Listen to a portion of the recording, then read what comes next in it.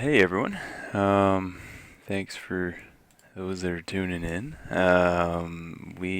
This is going to be episode 4 of our replay review series. I did manage, you can see on the screen, I did manage to pick up a video camera, so that's a new addition that we got going on here. But I guess we'll get going here in a few minutes and let some time for people to join for those who want to watch it.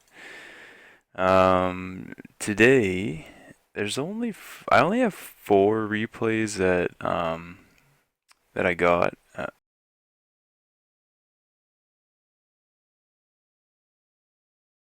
only got 4 replays. I'll either do a couple more of my own if we have them, or if anybody else has any to submit, feel free to put them in in the chat, and I'll certainly take a look at them. So. I'm just going to jump straight into the first one. And the first one is it is from RC Moro 9, and his bat chat ended up being a draw.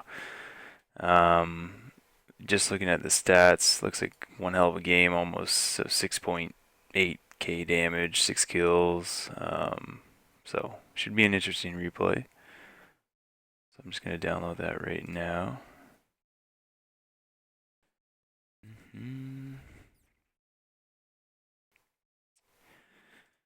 Big noob, I see you're there, man. How you doing? Something in my eye.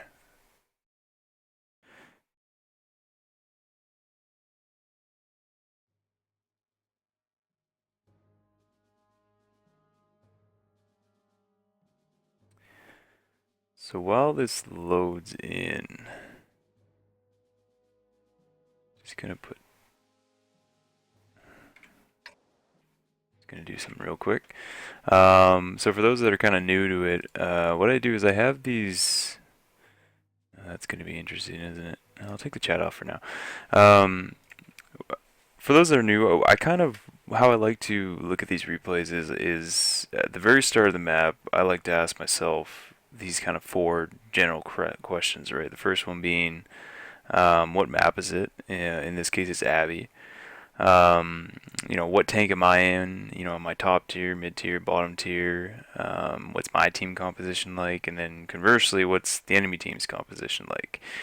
And then lastly, I like to ask, okay, well, is there artillery and TDs? Because that kind of changes how the game runs. So in this case, when we look at our matchup, so to speak,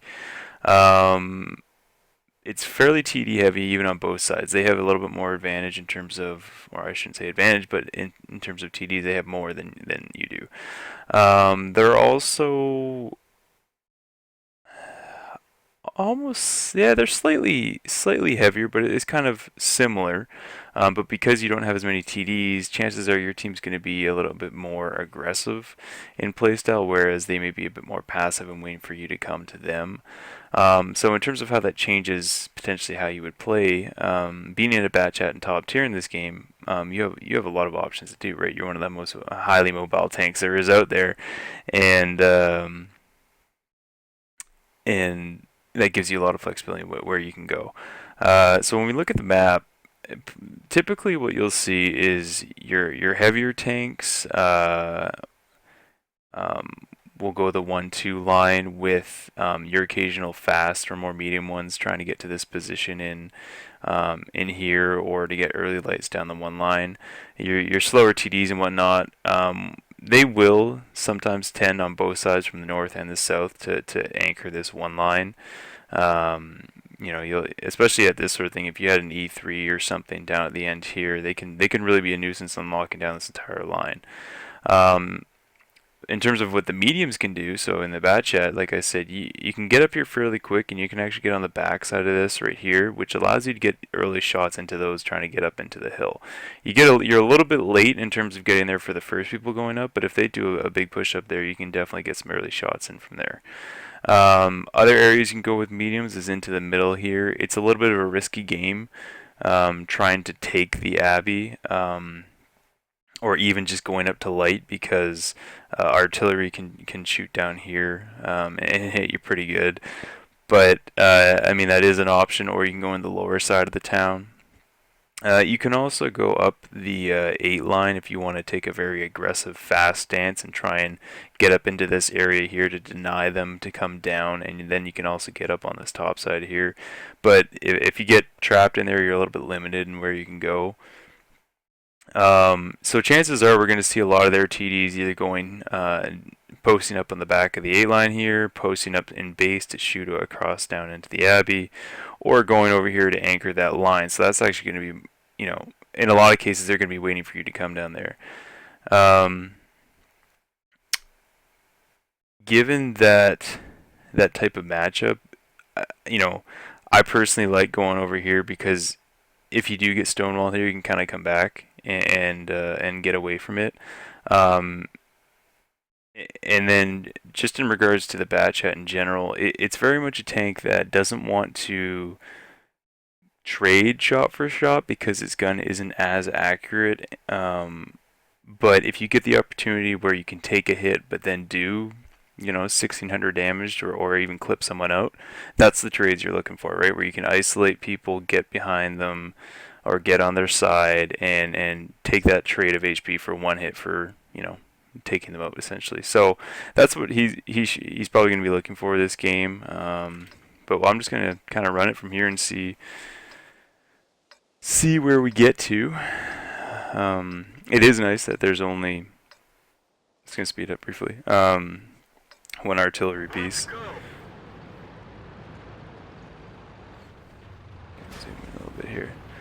So it looks like he's going to the mid, and it's not necessarily a bad option, because there's a platoon of fairly mobile tanks, so the T-49, Leo, and Bat Chat, and the other team has a Bat Chat and the 1390, and aside from those two, there's not a lot that could come up there and really contest that. So you get some early damage on that 1390, well, not the Bat Chat per se, the Leo, but I mean, that's a good trade for you. You didn't lose any damage, and you were able to take the Abbey. So from here,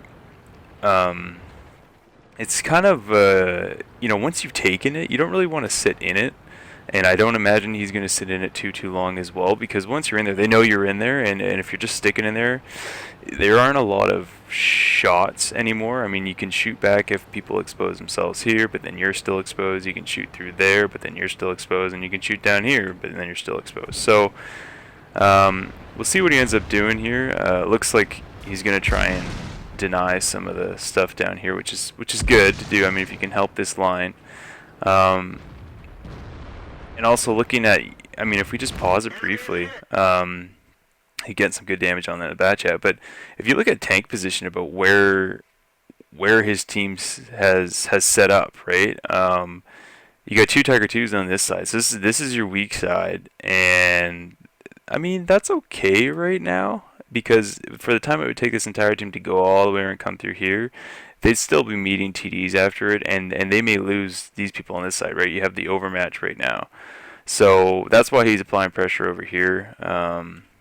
So that's a good thing, but, just got to recognize that this side of the map is completely barren.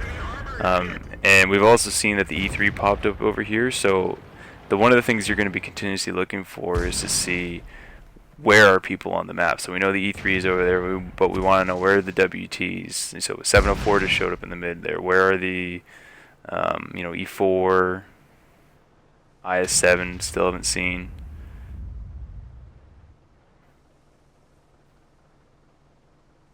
It's getting lit. Where'd you get lit from? It's interesting. So IS7's other side, Roomba's other side, E3's other side. Okay, so 69's coming mid, and also the Bat Chat's poking up. I'm just gonna look over here real quick. Okay, so yeah, the 69 is not really an issue right now, because the only way he can kind of do damage is if he shoots through the gap at the 49 if he exposes himself too much. So he doesn't have to worry too much about coming back to that just yet. So the other side's getting fairly pushed. The I-7's taking on those 2 Tiger 2s. You're getting some good kills though. I mean, your team's doing work on the 8 line here. Now, it's potentially risky to go try and push that 69 just because you don't know what can shoot down that alley. I don't know what that was, but it's something big. E4 probably. So if we just pause it there, another thing I like to do. So at the start of the match, I asked those 4 questions of, down in the middle down here, what map is it, what tank am I in, all that sort of stuff. But I like to continuously throughout the match think about, okay, so where do we know that they're at? Like, what's the map positioning? Where is everyone? And so we do like a tank count, right? So we know IS-7 is down here on the 2. We know that the E3 is down there as well. The E4 we know is in base. Unknowns are these WTs. Chances are because they haven't been spotted back here, and because none of them have really popped up here, I'm going to guess they're in the base as well. So when you think about that and think about what's in the base, we know the 7-4 is down here, E4 was here, WTs are probably somewhere in here, and then there's an ISU that hasn't been lit either. That probably tells you that there's a huge thing you're going to have to deal with over here. So you kind of want to make a decision at this point, right? You're losing the 1-2. You've already gained 8-9. Now, if you turn this corner into this choke point, it could go bad, right? Like if your team starts going up those. So I don't know what the Leo's going to be doing here. If it's going to go up on top of this mantle, and I actually can do this. I don't know if he's going to go here try and get lights or what. But I mean, from this point, you have map controlled diagonally, but you're going to be losing it over here. And it's debatable whether you want to go over there, because you can't go over there by yourself. But pushing into this, like 2 WT100s and a 704 and E4 is not really probably a good thing to do. So we'll see what he ends up doing. But I mean, yeah, there goes the 1-2. Because the thing that teams make a lot of mistakes is, once they've won a side like this, they're like, oh yeah, we can just keep pushing. But it happens on El Haloof all the time. You'll win that top part in the northwest, but then they'll just turn it and die. So he wants to be careful here, because if he goes out into this alley, sometimes TDs can be in here and here and get shots down this. It's a lot more straightforward on the south when they can shoot straight down it, but you want to be aware of some of that, because you're proxy lit from that T69, so it's always a potential issue. So it kind of looks like that's what he's setting up to do, is be a guard now for this 1-2. He's recognizing that pushing into this with those unknowns is not really a good thing, so he's trying to reposition to a spot where he can start putting damage into these guys. That's too bad. Lost the 49 in middle.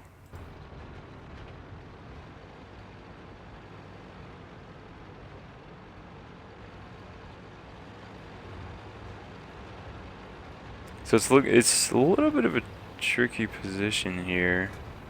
If that IS-7 lights you and these guys over here, if they go up on this ridge, they could potentially get some pretty easy shots in on you. So just want to make sure.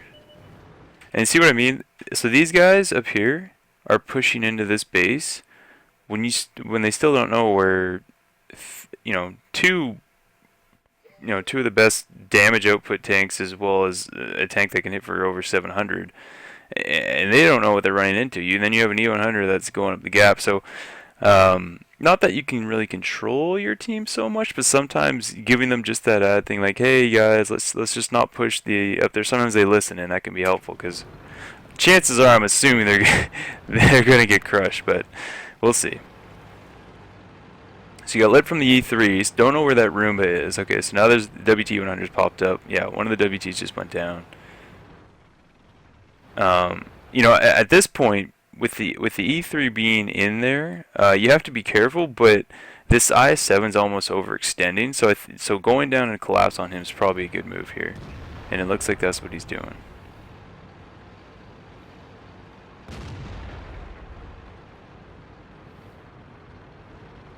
They want to conserve as much of their HP as they can, so we'll see how much of that they're able to do, and if one gets hit rotating and whatnot. Um, uh-oh, had an Indie Panzer crash. Okay. Oh, nice hit. So that was unfortunate. I mean, the Leo lost more than half his health for that. Wasn't a very good trade, but it is what it is.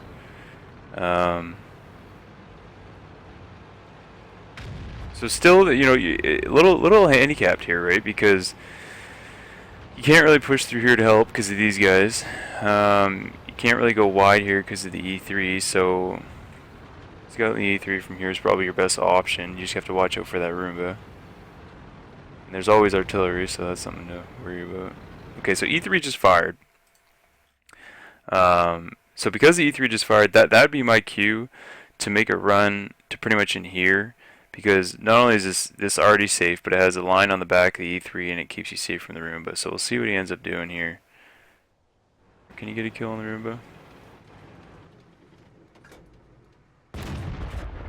Yeah, that would be my. I'd be moving over here to get the back shots on that to at least turn his turret, because if he does turn, you can just flood out, and the Leo can get on the backside.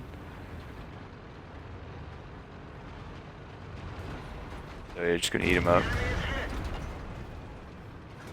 So your whole northern team died. And you know, there's sometimes nothing you can do about that. It's just a matter of, you know, sometimes a little extra communication to your team. Sometimes they'll actually listen, which is phenomenal. But you know, there was really no reason for the E100 to push. There was no reason for the WT and the E3 to push around this corner. You know, where you lost these tanks was just, you know, there's no benefit. Okay, so you know, if we stop again, do the tank count, sort of like where's positioning. Chances are the WT's not going to move very far from here, or the E4. Artillery, I'm guessing because your team pushed in here, you can assume is somewhere on this back line here. I don't think they would have moved up the one line just because they don't have anything here anymore. So you can probably assume that artillery is somewhere in the likes of here. So that gives you 3 tanks. So then it's okay. Well, where's the 4th? Because you guys are tandem, you can actually now work together to kind of systematically spot this 1-2 line. That's generally the best approach to get onto this base. Alternatively, you could put one person over here to try and spot it, but I don't know how good the bushes are in here to spot in here without getting spotted yourself. So, you know, running one guy up here and one guy on the bottom, have this guy come in, peek over, back up, have this guy peek around, see if you can see him down to 1, and just systematically kind of clear it out. Because you know, I'm not. I guess you got spot there. I don't know. You know, going through the mid, it's a little bit questionable because of the avenues that these TDs can hit you from. How you're exposed to arty when you get lit, like for example in the WT saw you. There's just a lot. It's not a very good position for you to be, right?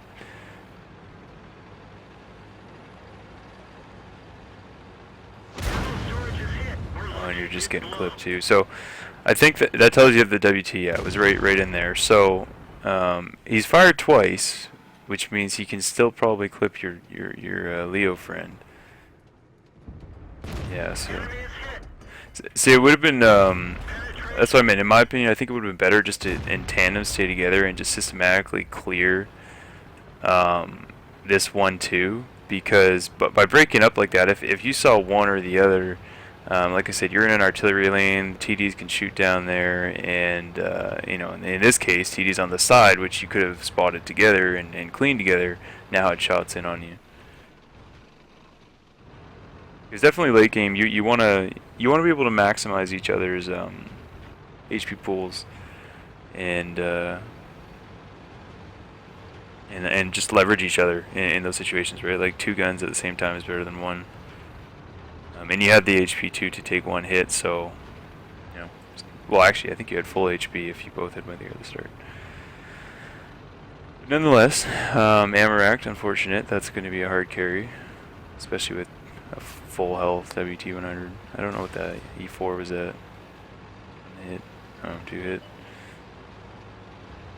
Well, let's hope your teammates can do some work on that E4. That'd be a good kill to get. I think you're doing the right thing here, and you can't take on the WT you wouldn't have got over there before he reloaded. You know, you're trying to eliminate artillery or get on the backside of this WT. Good. I'd be a little cautious coming around this corner just because of that WT, but yeah, I guess it works then. So I might actually try and use some of the bushes that were, you know, over to your right here, just to once again systematically kind of clean this. And I think you're doing that right now. You're behind these bushes to see where they are.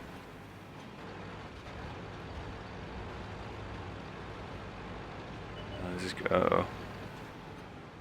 So the thing, okay, that was one hell of a shot. Normally it doesn't go through. Is he gonna get you? Oh, wow. Okay, so good trade there.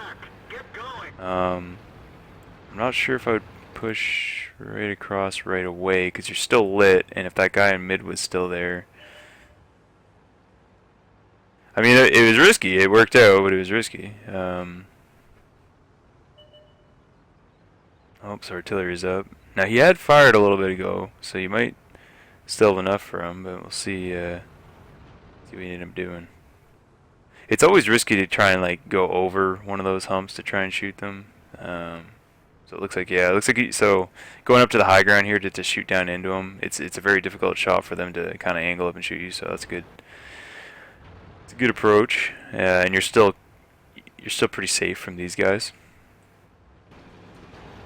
Let's see if we can get the kill here. Yep. Sweet. The other thing too that, you know, just as an educational point, you know, when to clip and when not to clip is a good thing to know, right? You know, when he killed that WT, he had, whoa, shit. I'll just pause it so I can finish that comment.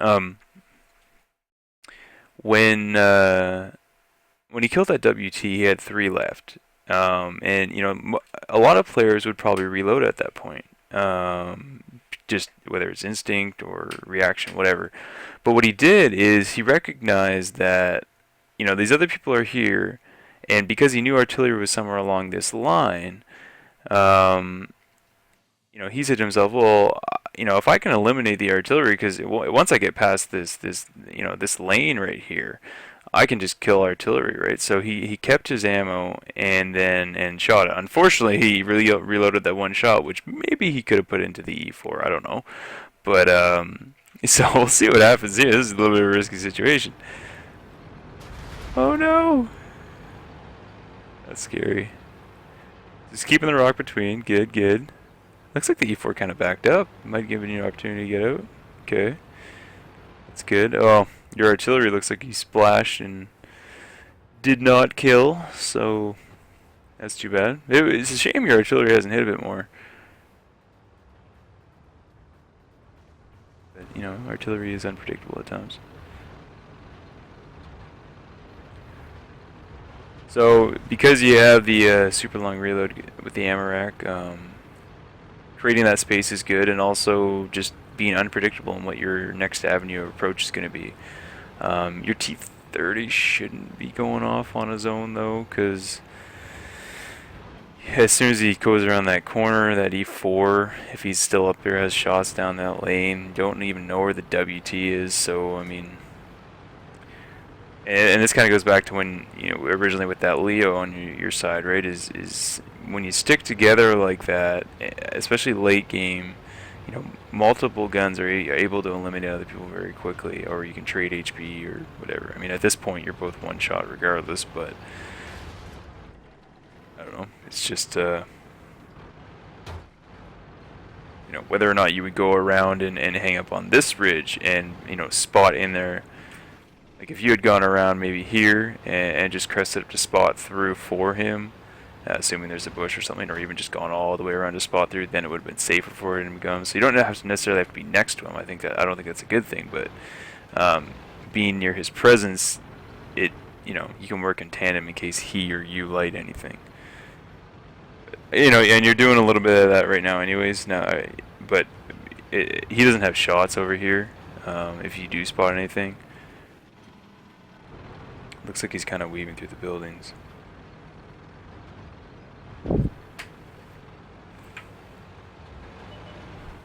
Alright, so E4. You proxy let E4.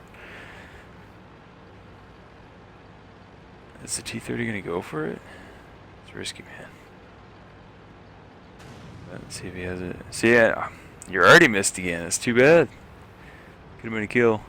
Now, your T-30 overextended there, right? If he didn't have a shot, he shouldn't just keep on going around it, because now that guy's dark, and yeah, that's okay, yeah. He didn't even light the WT, that's not good.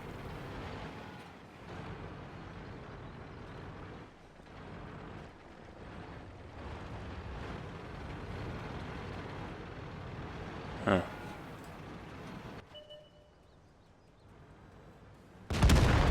That's so good. I mean, to me, that was a bit of a risky play. Though, given the time, 35 seconds, I guess you had to make a move. Got real lucky with the WT missing 2 shots, and assuming he shot one at the T-30, he's got 2 rounds left. But 25 seconds, you have 2. You can't kill him with the 2. So, I guess that's how the draw happens, eh? And the other, yeah, that's unfortunate, man. It was one hell of a game. I don't know why the WT was looking the other way.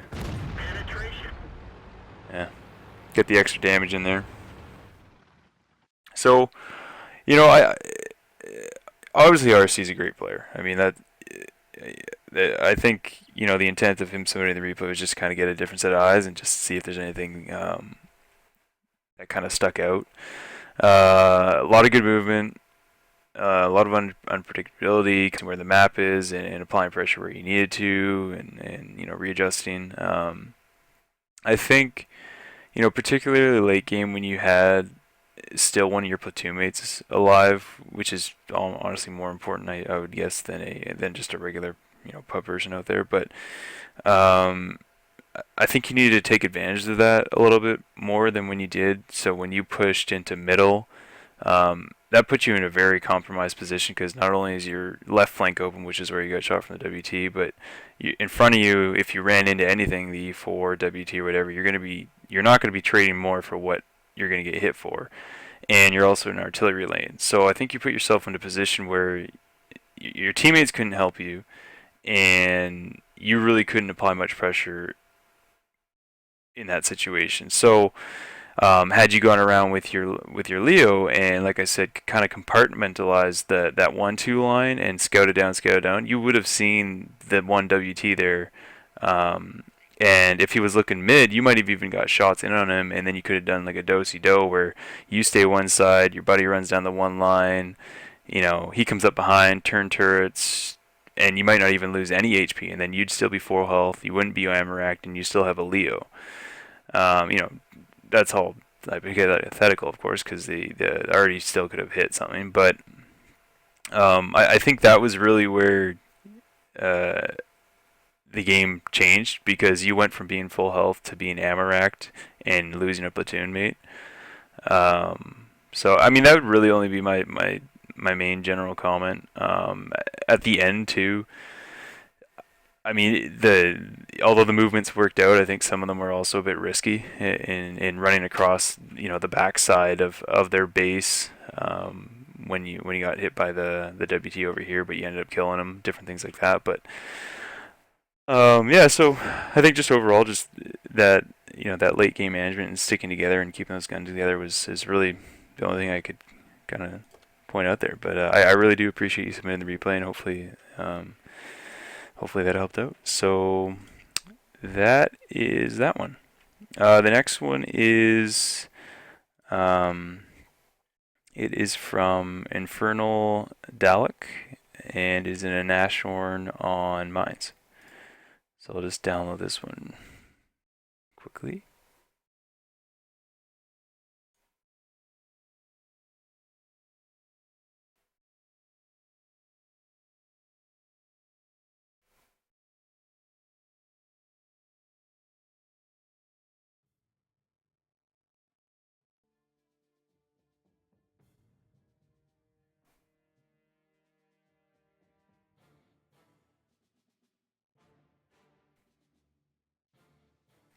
Okay. So if we do the same thing, what map is it? Mines.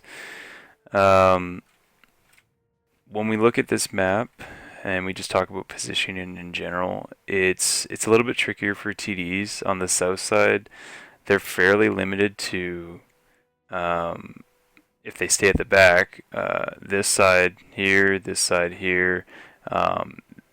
here behind the bush is shooting out here, and then there's some of a bush back here.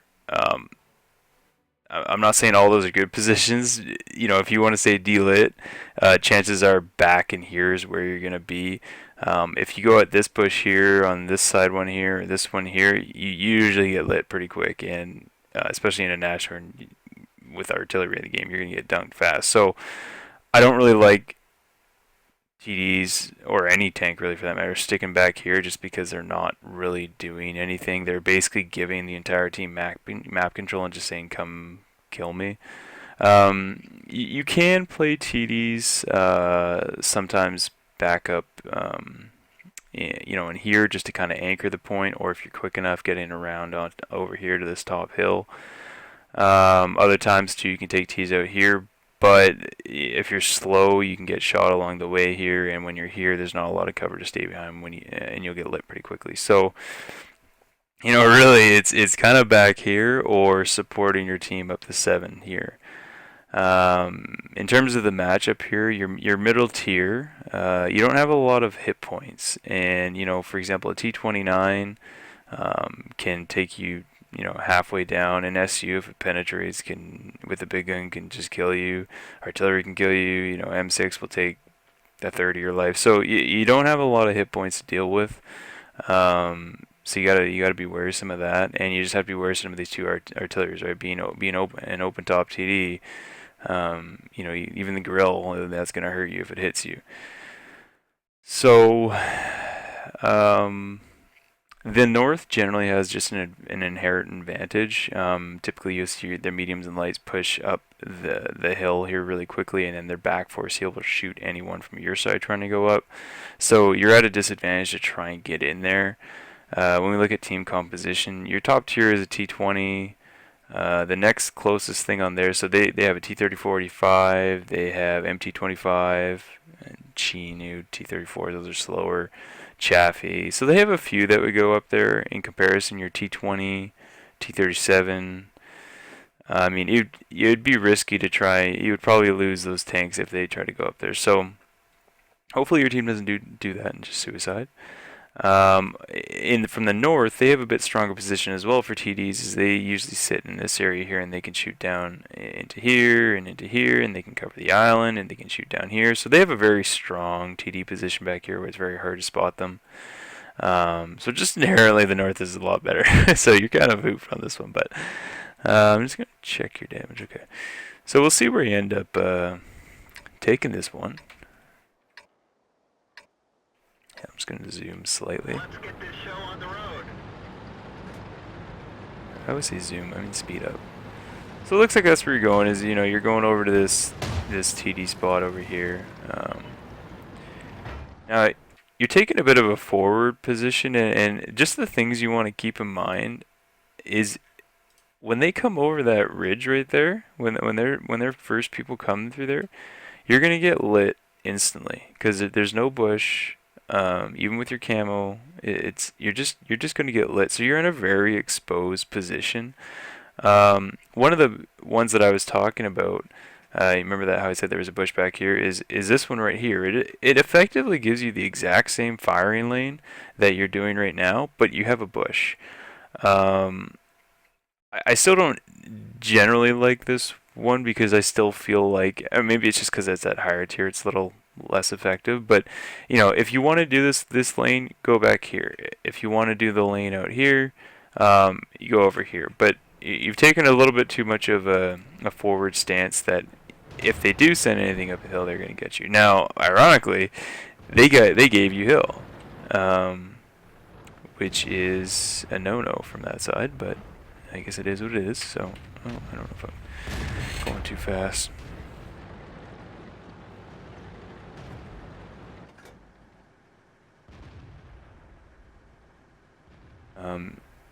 I don't know if you have Sixth Sense either, but I would assume that those guys would have seen you when you fired. So you have to watch out for artillery right now.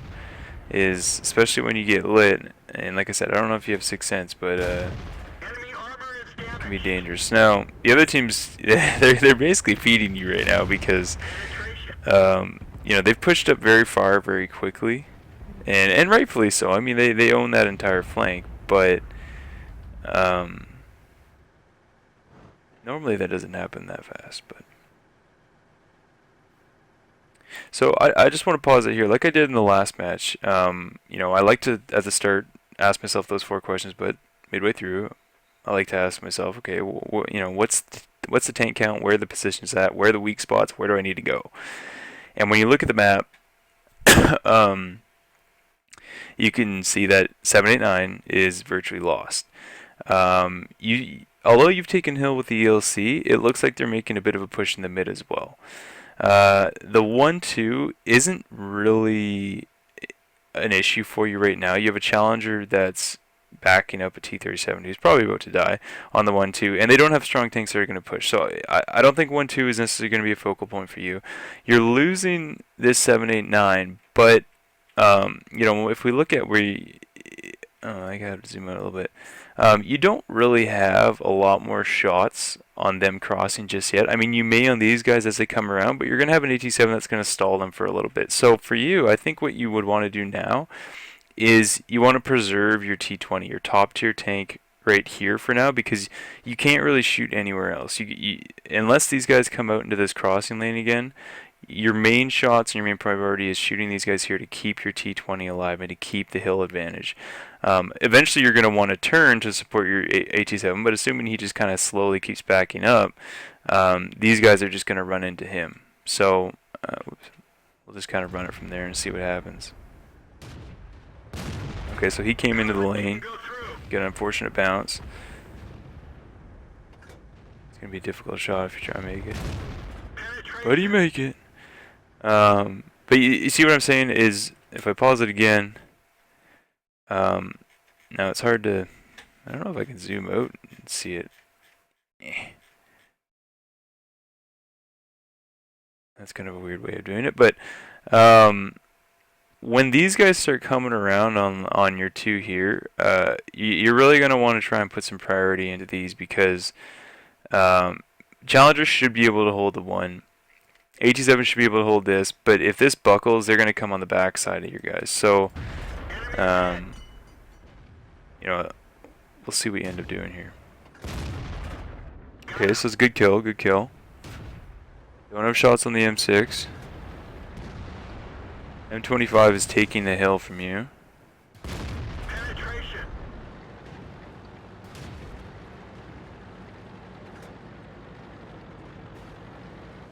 So you're starting to turn to mid. Like I said, you remember how you were seen? So if you had been back, wow, that's a weird spot. If you had been back at this push here, and even behind it where it wasn't see-through, you might have actually been able to get away with some of those shots without getting seen. And I think even artillery just splashed on you too, so they might not have seen you. And you still have the ability to move back there, right? If you wanted to. So it looks like that's kind of where you're heading. Not necessarily that push, but okay. Can you get a kill on him? Nice, good kill. You're gonna want to get away from that AT-58. It's not very nice. Wow, nailed that. So artillery is gonna be, do you want to think about it now? And you're hugging the wall, but just something to keep in mind. The struggle with your tank is you don't have the ability to really push, right? Because you're just so paper. So you can't really lead the push on one of these lines, which is unfortunate. But the T-34, good. Recognize that. Now, I don't know what the AT-15, did he come out? No, okay.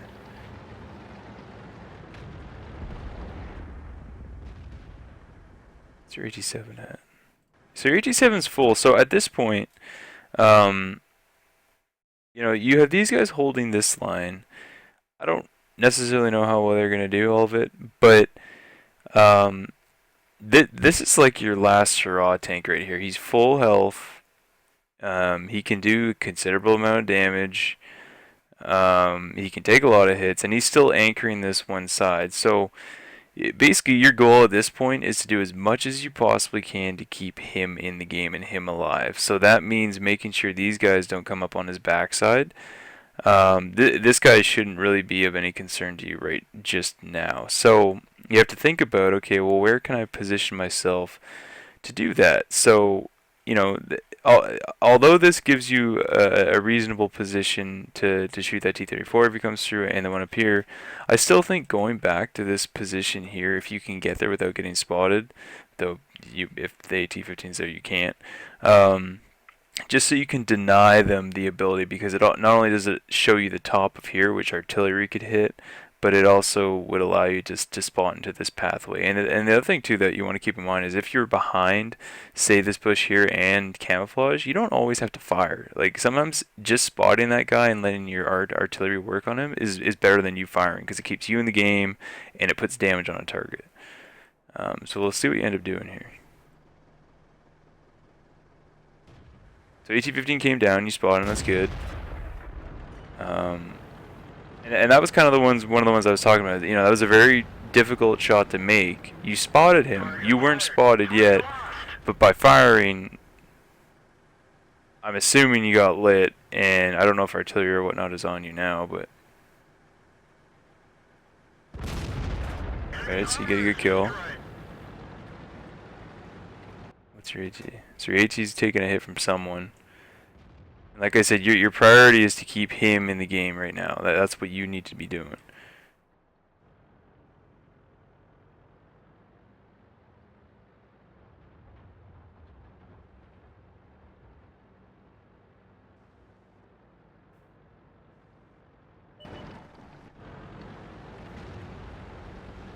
So that was the thing we didn't want to happen. We didn't want that guy getting up behind him. Oof. So that was unlucky. And I don't know if the AT-7 felt that he was pressured to move forward into the SU, which made him take the hit. But had you been in that bush, like I said, you wouldn't even have to have fired.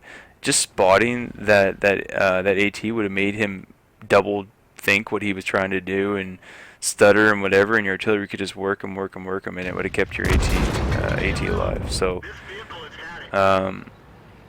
really, I don't think. Well, the few things that I think we, to take away from that is is for your early game positioning, going up to that spot right there really doesn't do you any justice. You're in a squishy tank, and you're putting yourself in a position where you're vulnerable to everything, artillery included, and you're spotted by anything that even just crests briefly over that hill. And being on the south side, chances are they're supposed to take the hill. This time they didn't, but chances are they're supposed to take the hill. If they got on there, they would have just spotted you right away, and you'd be done. So, taking that bush back here, or going around to that other side where you went, or if you went there early in the game, using that bush cover to keep you spotted. And then late game there, had you been back here, I think you would have been able to put a bit more pressure on that that AT-15A to deny him from making your AT-7 die in almost one hit to that SU. So yeah, no, appreciate the replay. Hopefully that helped you out there. The next one is... Oh, I closed the thing down. That's not what I wanted to do.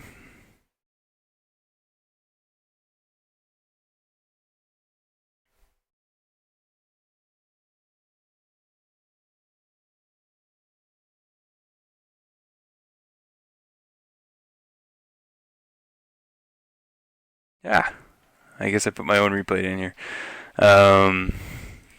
So yeah, this next one's going to be myself in another Leopard PTA game. I did lose. If I remember this one correctly, came down to the wire, but I made mistakes, I suppose. So we'll hop right into it. Come on.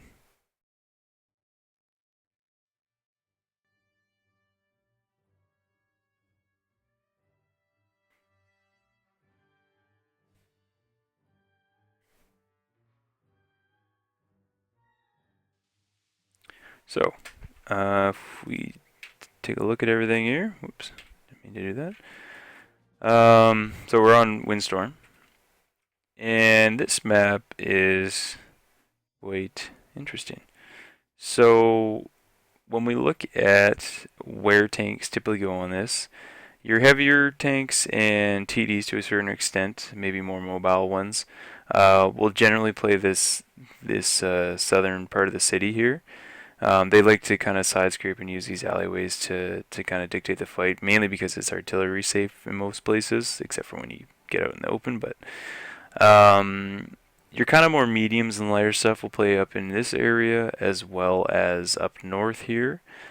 Um, I personally don't like going north. I think it's well suited to have a scout or something like that up there, and maybe a TD back here to kind of anchor it. But it feels like when you go up there, if you either run into a lot or whatnot, you're very cornered where it's hard to get out, because in order for you to come back and to help this way, you can't just really cut across because you're exposed to the entire team. So you have to kind of come back around, and then it's just whatever. So where I like to go, even with heavies and mediums, is I usually come in over into this area here, and I'll start right here, and I'll try and get early shots on the backside of this rock, because if anyone comes up here and tries to come around, I can usually get there pretty quick where I can shoot them.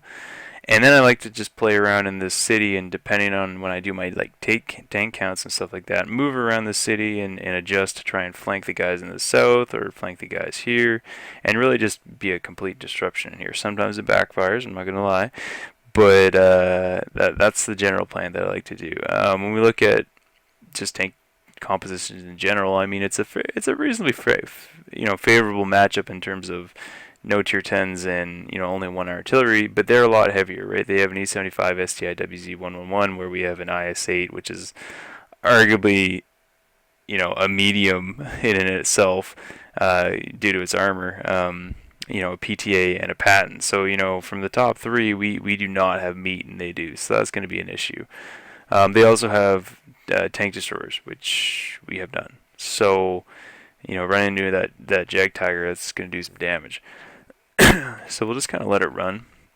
I'll speed it up briefly. See where we end up going. So I'm pretty sure that's where I end up going first. Is, like I said, I like to just hover on the back of this and kind of shoot in there. And like I mentioned before, but the heavies playing in the south here is we don't really have many true heavies. So we're very light down here, which I don't know if that's something I actually realize or not.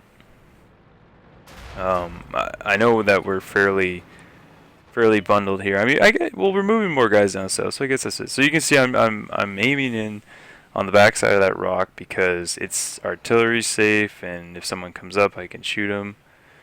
I don't think I stay there too long, because you don't want to just wait there the entire game. I mean, it's really for an early game, get one shot and then leave. So if it happens, great. If it doesn't, then whatever. Alright, so I get my one shot. And the other thing too, if we take a look at the map, we have nothing in the north. Now, we've only seen two of their lights so far, but if they push a lot here, who knows how long that Tiger's going to last. We do have quite a bit in the city here now, but if you look at their positioning, they're bundled in a spot where they really can't do anything. They can't cross a bridge here. They have to come back here or go here. So they're not in a very good position. But see what happens. We did notice that SDI Jag Tiger E75 is down here. Their WZ is here. T54. So really, their top tier tanks are all in this area, and they're starting to actually push over right now. So I can't get any shots on the AMX. Can't get shots. So I see the WZs. I might get turn to that, and then I realize they're crossing, and then his barrel's in the way. I do manage to get a shot, but and that's my buddy, and unfortunately we only got to put one piece out of damage and not more.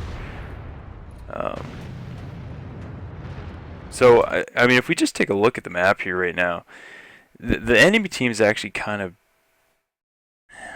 I don't want to say they've done us a favor because a Tiger one's not going to hold up against all that, but in theory, it's kind of like when, you know, almost like a feint when you pull back enough where the enemy team pulls into you, but then you wrap around them, sort of thing.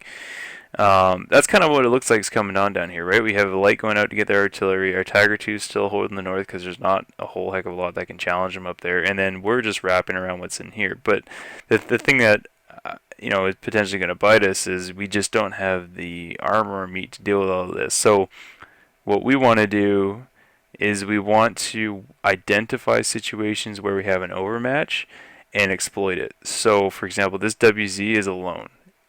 And we want to exploit that. So we should be collapsing on this guy. And then we want to basically do that. We want to get the trailers and do that to all of them as we can.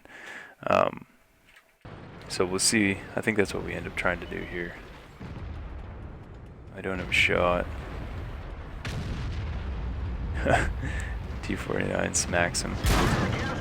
So that was what just happened there was my mistake. What I did is I went out into the open trying to get the WZ, but I neglected the guys that were behind us, and it just so happened that they were in that lane that could shoot directly down on us. So that was a mistake that I shouldn't have done, because I gave away almost half my health points for that. We do get a kill on the STI, which is good. But if we pause it again to look at the map control and where things are at, I mean, we're top tier tanks.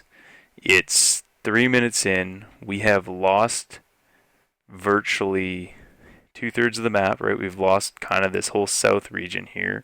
I know we have guys just down here, but I mean, we've basically lost this, and we kind of lost the north, right? I mean, there's tanks up here. So at this point, it's really about making a decision, saying, okay, well, where do we need to concentrate our forces? Is this priority or is this priority? Now, I think we make the call to continue to wrap around this, because these guys are going to go around and start fighting these guys. These guys are going to continue dying and fighting, and we're going to still be here. So I think this is where we want to put our priority, because these guys are kind of cleanup stuff. Certainly not something you want to overlook, like a 1390 and a Bulldog, but in comparison to getting these big top tier tanks out, that's kind of the priority right now.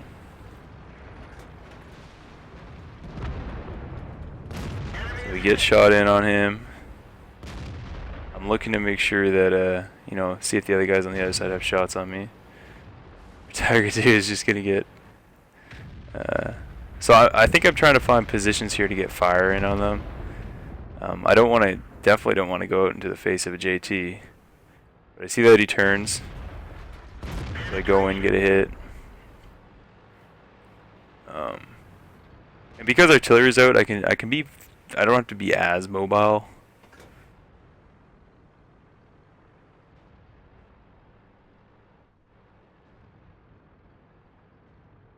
So we're just kind of bouncing back and forth, seeing where we can get hits in. What's other Tiger 2? So Tiger 2 is still in the north, he's doing things. So I don't know if you just saw that, but this is a mistake that I actually make quite frequently, is if you shoot that front, like almost right above the grill on the front of the IS, it almost feels like any gun, it just bounces. So just don't do that. Like, either hit super low plate or, hit the cupola on the turret or something like that, because that was a stupid move by me, and I think also my buddy hit the same place. So whereas we could have killed that IS, he's now still in the game. And then I bounced another one on the 45 and just sent the round. For example, if this IS gets a hit on me, so yeah, that's 340 damage that I didn't need to take, right? If we had killed that IS before. Luckily, it bounced the heat of the T-54. And my buddy takes a bit of damage there for that. I bounced 54, so just rushing shots right now. So it doesn't look very good right now, right? We're outnumbered. A lot more HP on their team. Actually, not a lot more. 700, I guess. So just trying to wrap around and get some different angles in on people.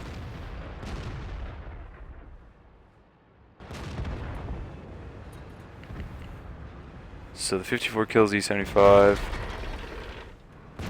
Managed to get a shot at on the Jag Tiger from there. Jag Panther surprised me out of nowhere. Get the kill on him.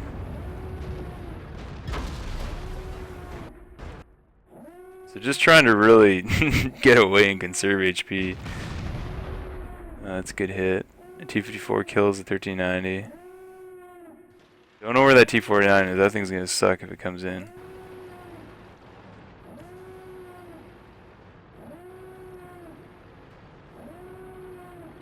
So I guess I'm worried about going this way because of the JT. I don't know if he's pushed up or not.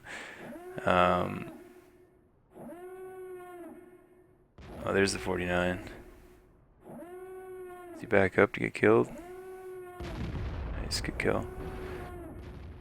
So at this point, I mean, if we just take a look at the map, last known position of these two are in here, and then we have an AT-7 on the base. So we're actually in a fairly good position, right? We have 45 seconds to do whatever. So, you know, and now that I remember this game, you know, it's very much just an unlucky ending. But yeah, I'll just roll it.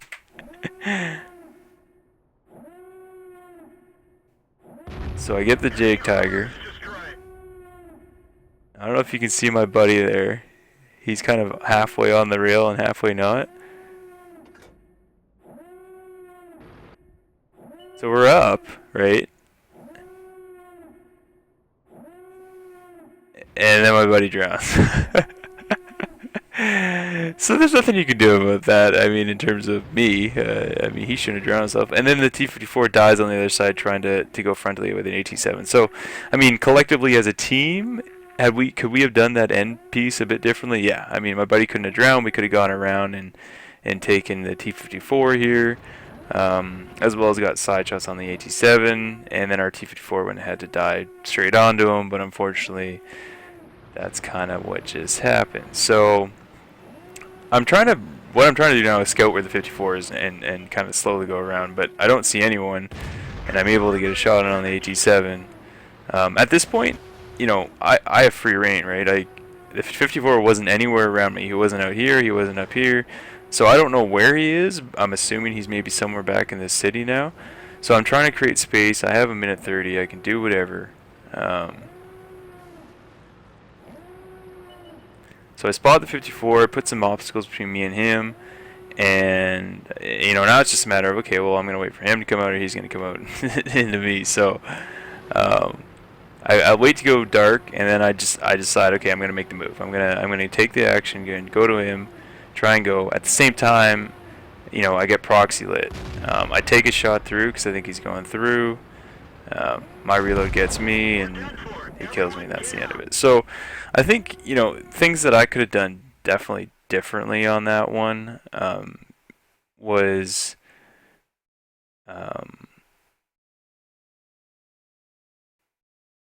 you know, when I came out into that alley after that, I really hesitated on the WZ. Like, you know how I talked about when you have an overmatch like that, especially in games where your top tier is light comparison to the other team, you need to jump on that overmatch. Like, when those guys were all crossing the bridge, we should have been going on that WZ, and I hesitated. And the result of that was not only that I lost half my health from the guys behind us, which we only got one hit on anyways when they were crossing, but it took even more time away from what we could have done back in the city if we helped our guys out. So when you think of collectively what that did is it allowed more guys on our team to take damage from the WZ. It made me lose half my health, and it also made whoever was fighting in the city with that big blob lose more of their health than they should have. So, you know, collectively, that's by hesitating on that WZ,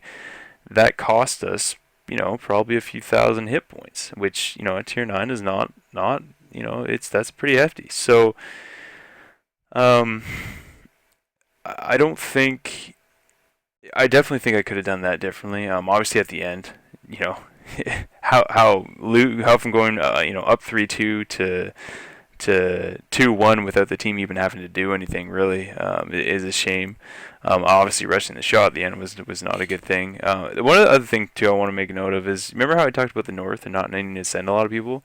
We had one Tiger 2 who sat near the back near our base. He was against a T-49, a Bulldog, a 1390, and there was one other thing up there. But one tier 8 tank against, was that two tier 8s, a tier 7, and the JP, so two tier 7s, two tier 8s. Like that's awesome. If one tank can hold down 4 like that, you don't need to send a lot up there, and it really didn't have a big impact on the game in terms of them winning that. I mean, sometimes I realize it can if they sweep into your base and cap and do whatever, but I just really don't like that northern kind of route there.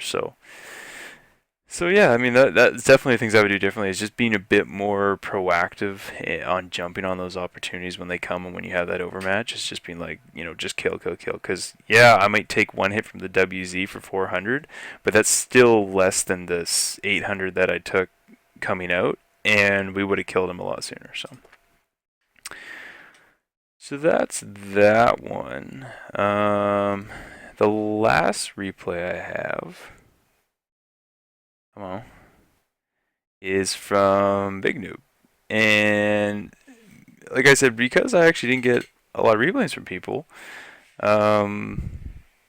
this one's actually a win. So I had told Big Noob that I didn't think, or I didn't know if I was going to be able to get it in, depending on how many people submitted, but not too many did. So we're going to go ahead and do this win.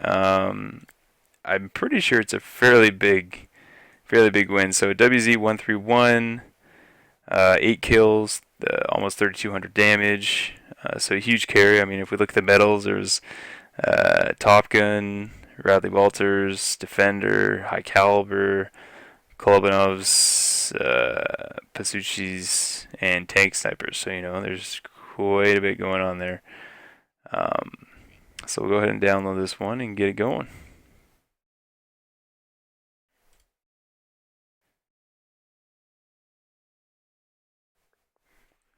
What you doing, Freddy? Just cleaning.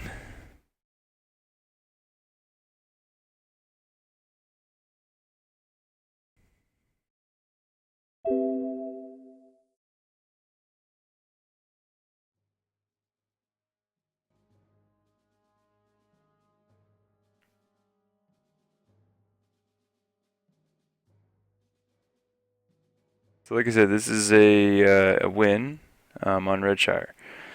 So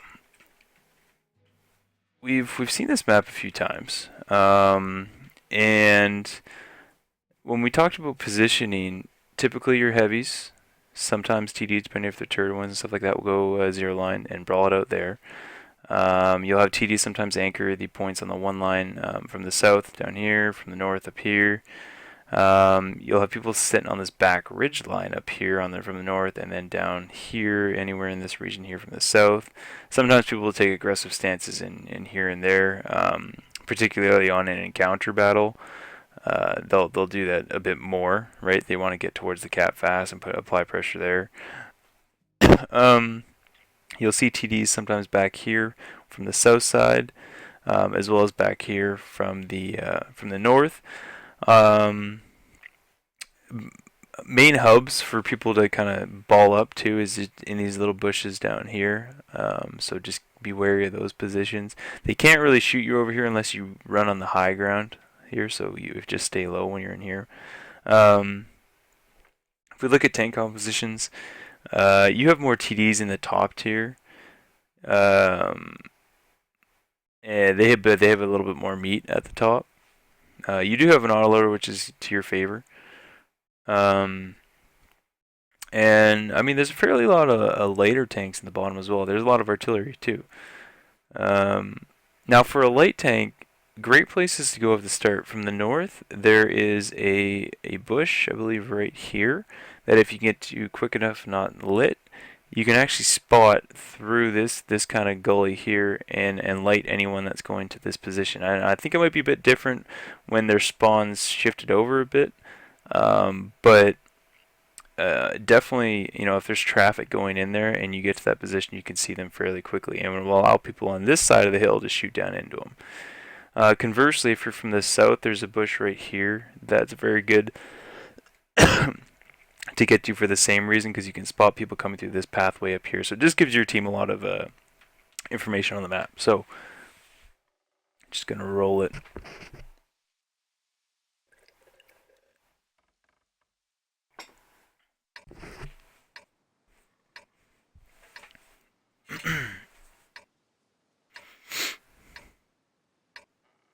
Speed it up a little bit. Time to roll out. See where Big News ends up going.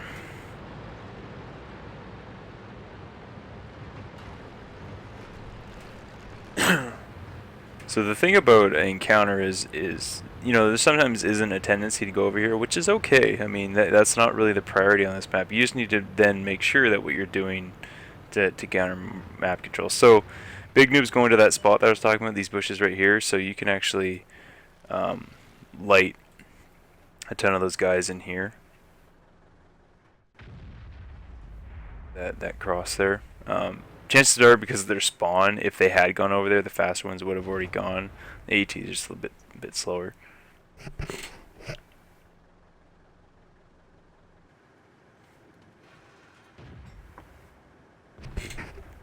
So he's doing a good thing. He's not firing, right? Because if he fires, he's gonna get lit. So he's just keeping them contained and keeping his position fairly hidden. Now the enemy team they've had a few mysterious positioning things here. Putting a 34 in the goalie here, a tiger in the middle, and then having your TDs up on this line. Like, the enemy positioning is not optimal, to say the least. So that tiger's just getting wrecked, and you're just getting all this spotting damage. Assuming it was you that lit it. Now you do have shots on the backside of that, into those guys in here, which is an awesome part of this position here. And once this side is cleared out, you'll be able to start shooting on the backside of these guys if they're still there, because you can actually back up behind. Like you won't get lit if you fire at that guy.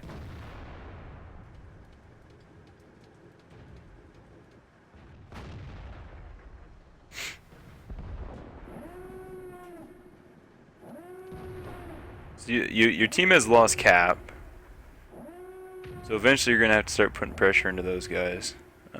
You are still lighting them, so that's good. Getting them nuked. But eventually, like I said, once the backside here is clear, you can back up behind this bush and start firing on them. Just need your team to clear that out.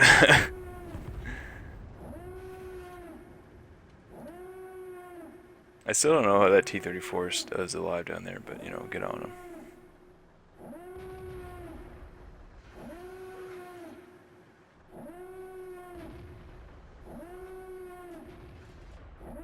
Kind of just a waiting game. I know with encounter, it's it takes a lot longer to cap, so you have a lot of time here. And you want to be wary though, because that E8 in the north's kind of creeping towards your guys and posing a different flank. And not enough people are low enough health yet where you can kind of start finishing and closing out people. But the thing that's happening right now is your team's starting to lose a lot. So at some point here, you're gonna have to make a move to start clearing people out, because that position is great to give your team the advantage, but they really haven't. I mean, they've capitalized in certain areas, but they haven't maintained that lead. So I'd say once that AP-15 goes down, you're probably good to take out the T-34, keep something in between you and the T-25 too, and then try and fixate on that SU, and then just get that whole side cleaned out, because the more stagnant you're staying, the riskier it can get. So it does feel a little bit like you're behind enemy lines, right? You're just sitting there waiting. A lot of artillery though, jeez. Don't know where that SU went though. He's kind of just on a voyage. Hopefully artillery can kind of knock that guy out. Oh. So yeah, so you've decided to make your move. You're saying, okay, well this is where it needs to happen. I need to conserve, my Ferdy, because your Ferdy's in a terrible position. That's not good for him. Enemy armor is damaged. You get fire. Do you get another one? All right. So now you want to make sure that you're safe from artillery and you're safe from wherever this SU is, and you're safe from this guy on this hill. So once you get delit, you should be okay. You're low back at base. He's almost dead. Good thing that they got the T-37. So these guys are your only front wall against whatever's pushing here. There's the SU. So you're pretty good. With the exception of that Bulldog, you don't know where he is. Which could, that's kind of your kryptonite here is if you run into that Bulldog. So he's north. So that's going to give you the ability to clear out artillery, which is probably where your one of those medals come from. And you don't really have to worry about getting capped at this point because of being in counter. But you are going to probably lose all your team. I think I saw somewhere you saying it was the this is the 1 versus 6 or something like that. Enemy armor is damaged.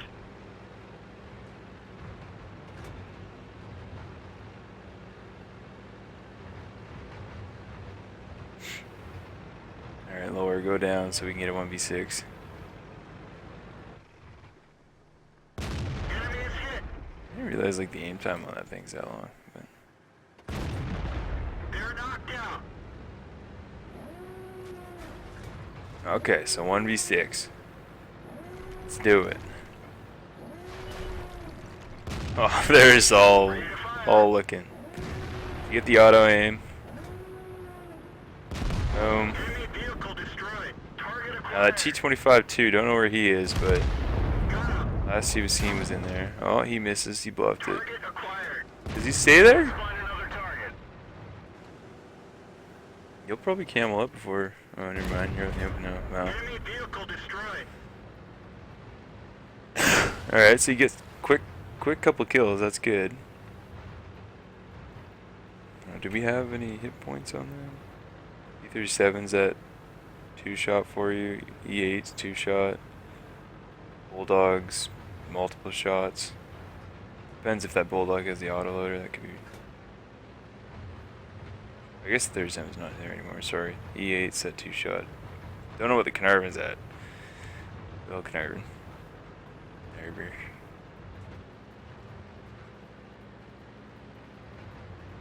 Got lots of time, so just kind of you want to use your camo and your mobility to just kind of clear out grids, right? So you cleared out this backside grid here, and to the best of your abilities this kind of grid up here. So now you looked in the middle. Oh, Bulldog, get him! I don't know how the hell you hit that, but well done.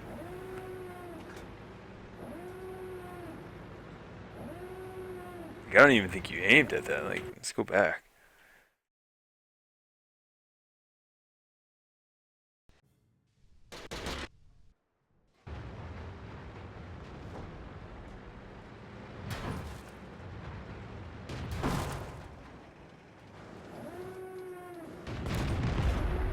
Your reticle wasn't even on him, but I mean, we'll take it.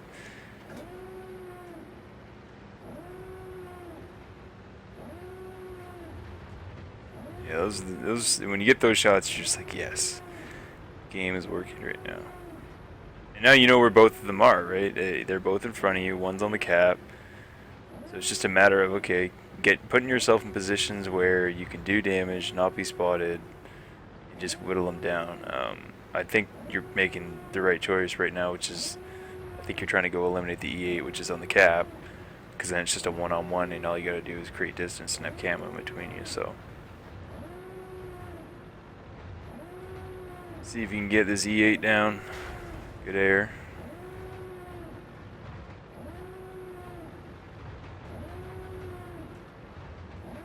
So you're assuming it's on the backside somewhere. I don't think the Carnarvon has the speed to get around to this side to help you out if he is, so.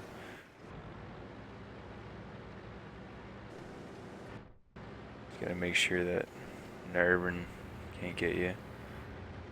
I mean, that's, it's smart. If you went over, it's risky, right? So. And you can deny cap by being in it. They do know you're going to this side, so.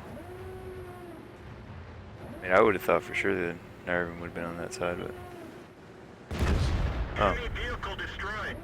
Damn, I didn't know that gun rolled that high. Okay.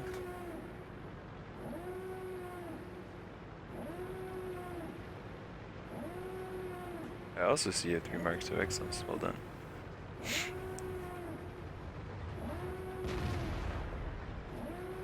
They're just creating the distance.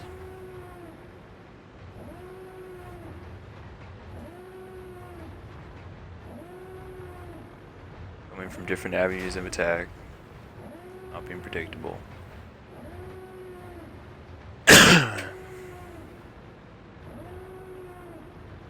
It's gonna be a slow death for the nerve. Enemy armor is damaged. Just gonna be a little bit of. Oh, you're just gonna keep all the wrecks behind. Yeah. So using the wreck's good. Between the elevation and the bushes, you'll get delit. Go take a different avenue of approach.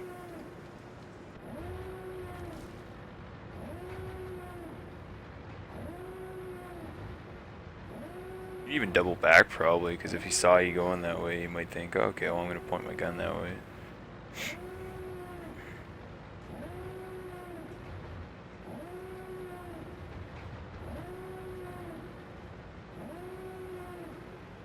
Speed it up a bit.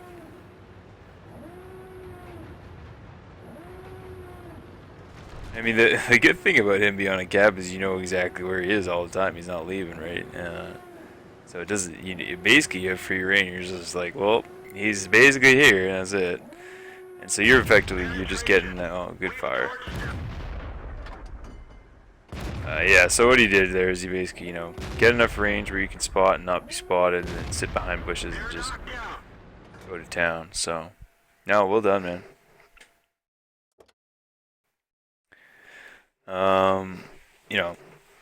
Would I have done anything different? I think you went to the right spotting spot at the start. It's one of the most blatant ones that if somebody doesn't rush you to spot you, it's definitely a strong position.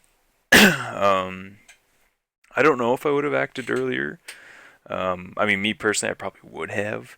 I don't know if it would have been the best thing to do, but when your team's down that much and tanks are out in the open in front of you at such low HP, sometimes you just have to jump on it. But it worked out in the end, so obviously what you did worked. But I don't know. I might have acted a little bit sooner in shooting some of the guys on cap just to get some HP away where I know I couldn't have gotten lit, but. I think aside from that, well done. And way to clean up, way to carry. So that's the last 3 plays I have. Go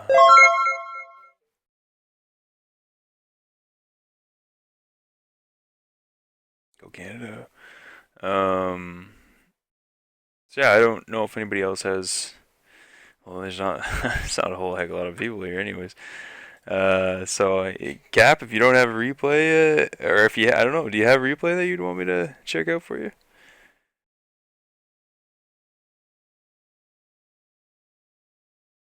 Because if not, I might just end her at that. And the other thing that it's been difficult to get enough replays recently for these. The last couple ones I've had to fill with either some of my own or whatnot, and I don't know if it's because there's a lack of interest or want for it. I mean, the feedback I've received before was that it was, beneficial and helpful, and people enjoyed it. But I'm not getting the same traffic as I did when I first started it. So, like I said, I don't know if it's either an indication of people can't find the threads when I put them up, or the posts when I put them up, or if it's just not what people want right now, which is completely fine. Um, so I'll still do it a few more times, but if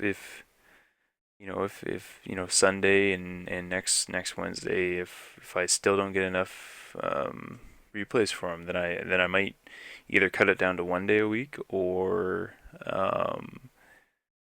just cut it back entirely, because I don't want to keep doing things if people aren't gonna if it's not a benefit to people. So um, keep a lookout for the posts on Reddit. I've also started posting on the Watt Labs forum as well, for the same day, and I've been updating both, but nobody even posted on Watt Labs, so not sure how much of a benefit that actually had. Yeah, so just keep your eyes open, and if you're interested, uh, love to get your replays and go over them to see what we can do. So with that, thank you again for tuning in, and everyone have a good night. Take care.